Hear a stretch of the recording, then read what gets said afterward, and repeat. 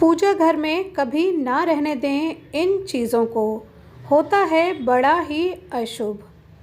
Number 1, पूजा घर में निर्माल्य को जमा नहीं होने देना चाहिए। निर्माल्य में अगरबत्ती के खाली पैकेट, पन्नी, बासी फूल, हार या फिर कोई अन्य पूजा से संबंधित अनुपयोगी सामग्री आती है। इनको तुरंत पूजा घर से हटा देना चाहिए।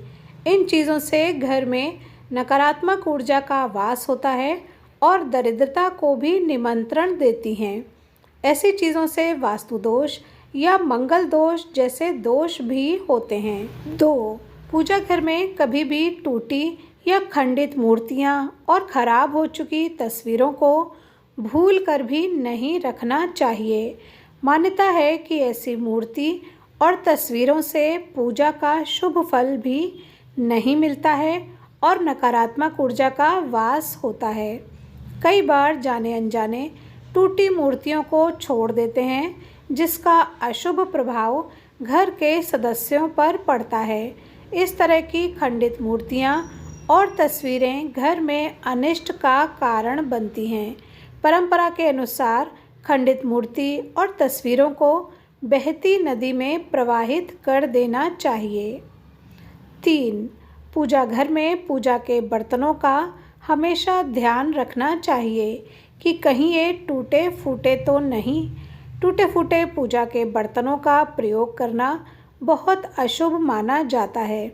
ऐसी चीज़ों को तुरंत घर के बाहर रख देना चाहिए ताकि किसी भी तरह के दोष से बच सकें। पूजा घर में टूटे फूटे बर्तनों को रखने से आर्थिक संकट का सामना करना पड़ता है और ये चीज़ें घर के सदस्यों में होने वाले लड़ाई झगड़े का कारण भी बनती हैं।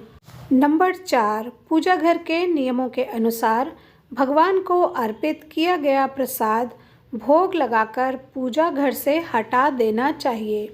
दरअसल भगवान को अर्पित किया गया प्रसाद भोग लगने के बाद जूठा हो जाता है, इसलिए पूजा घर में भगवान को चढ़ाया गया प्रसाद भोग लगाने के बाद तुरंत हटा देना चाहिए। उस भोग को सभी में बांट दें और मंदिर को साफ रखें।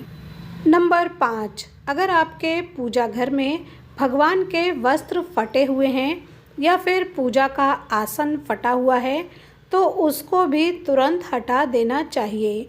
ये चीज़ें पूजा में मन लगाने में बाधक बनती हैं और कंगाली की तरफ ले जाती हैं।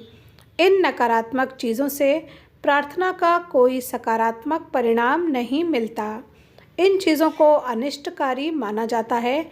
इनको एक एक करके पूजा घर से हटा देना चाहिए और नई चीज़ों को लाना चाहिए ताकि जीवन में संपन्नता और पूजा का फल भी मिल सके। नंबर 6, वास्तु के अनुसार पूजा घर में कभी भी एक ही देवी देवता की अधिक मूर्ति नहीं रखनी चाहिए। वास्तव में इसे अशुभ माना गया है। इसके अलावा मंदिर में कभी भी रौद्र रूप वाली मूर्तियां भी नहीं रखनी चाहिए।